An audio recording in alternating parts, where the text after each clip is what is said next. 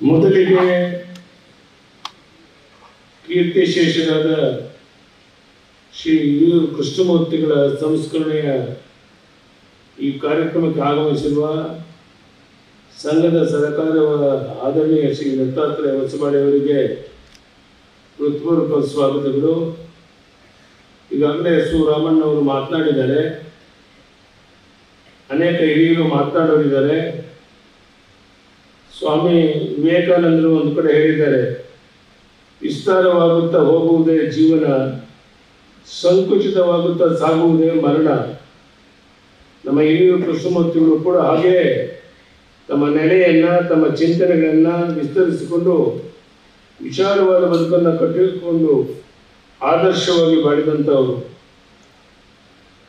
ತಾವು ಬೆಳೆಯುವುದರ ಜೊತೆಗೆ ತಮ್ಮೊಂದಿಗೆ ಇದ್ದವರನ್ನು ಸಹ ತಮ್ಮ ಸಂಪರ್ಕಕ್ಕೆ ಬಂದವರನ್ನು ಬೆಳೆಸಿದವರು.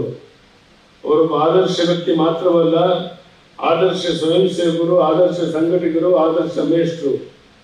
ಸ್ವಾರ್ಥವನ್ನು ಕೈಬಿಟ್ಟು ಇನ್ನೊಬ್ಬರಿಗಾಗಿ, ಸಂಘಟನೆಗಾಗಿ ಬದುಕಿದ ಅಸಾಮಾನ್ಯ ವ್ಯಕ್ತಿ ನಮ್ಮ ಹಿರಿಯೂರು ಕೃಷ್ಣಮೂರ್ತಿಗಳು.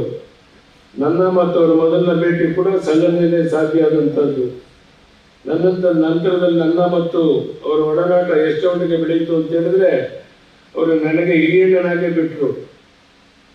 ವೈಯಕ್ತಿಕವಾಗಿ, ಸಾರ್ವಜನಿಕ ಜೀವನದಲ್ಲಿ, ರಾಜಕೀಯ ಜೀವನದಲ್ಲಿ ನನಗೆ ಏನೇ ತೊಂದರೆ ಬಂದು ನಾನು ಕೃಷ್ಣಮೂರ್ತಿಗಳನ್ನು ಸಂಪರ್ಕಿಸ್ತಾ ಇದ್ದೆ. ಅನೇಕ ಸಂದರ್ಭದಲ್ಲಿ ಆ ಸಮಸ್ಯೆಗೆ ಒಂದು ಪರಿಹಾರ ಹುಡುಕುವಂಥ ಕೆಲಸವನ್ನು ಹಿರಿಯೂರು ಕೃಷ್ಣಮೂರ್ತಿಗಳು ಮಾಡ್ತಾ ಇದ್ರು. ನನಗೆ ಮಾತ್ರ ಅಲ್ಲ, ನನ್ನಂತ ಅದೆಷ್ಟೋ ಸಾವಿರಾರು ಜನರಿಗೆ ಅವರು ಹೀಗೆ ಆಸರೆಯಾಗಿದ್ದರು. ರಾಜ್ಯದ ಮುಖ್ಯಮಂತ್ರಿ ಆಗಿದ್ದ ತನ್ನ ಸಾರ್ವಜನಿಕ ಜೀವನದಲ್ಲಿ ನಾನು ಏನಾದರೂ ಸಾಧಿಸಿದರೆ ಅದಕ್ಕೆ ಹಿರಿಯೂರು ಕೃಷ್ಣಮೂರ್ತಿಗಳು ಪ್ರಮುಖ ಕಾರಣಕರ್ತರು. ಅವರ ಹೆಸರು ನೆನಪಾದಲ್ಲೆಲ್ಲ ಅಂದಿನ ದಿನಗಳು ನೆನಪಾಗುತ್ತೆ. ಅಂತ ಹಿರಿಯ ಚೇತನ ನಮ್ಮೆಲ್ಲರನ್ನು ಅಗಲಿದಾಗ ಹಿರಿಯಣ್ಣನನ್ನು ಕಳೆದುಕೊಂಡ ನೋವು ನನ್ನದಾಗಿದೆ. ಅವರು ಇನ್ನಷ್ಟು ಕಾಲ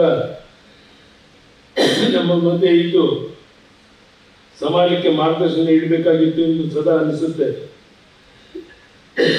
ಅದೆಲ್ಲದರ ನೋವು ಅವರನ್ನು ತಿಳಿದ ಎಲ್ಲರನ್ನೂ ಭಾವಿಸುತ್ತಿದೆ. ಆ ಮಹಾನ್ ವ್ಯಕ್ತಿಯ ಸ್ಮರಣೆಯಲ್ಲಿ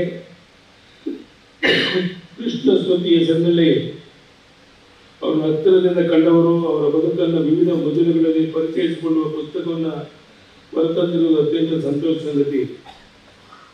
ಅವರ ಕುಟುಂಬದ ಎಲ್ಲ ಸದಸ್ಯರಿಗೆ, ಇದು ಉಪಸ್ಥಿತರಿಗೆ, ಎಲ್ಲ ಬಂಧುಗಳಿಗೆ, ಮಾಧ್ಯಮದ ಸ್ನೇಹಿತರಿಗೆ ವಂದನೆ, ಅಭಿನಂದನೆಯನ್ನು ಸಲ್ಲಿಸಿ ನನ್ನ ಮಾತನ್ನು ಮುಗಿಸ್ತೇನೆ. ಧನ್ಯವಾದಗಳು. ನಮಸ್ಕಾರ. ನ್ಯೂಸ್ ಫಸ್ಟ್, ನಿರ್ಭೀತಿಯಿಂದ ನಿಮ್ಮ ಪರವಾಗಿ.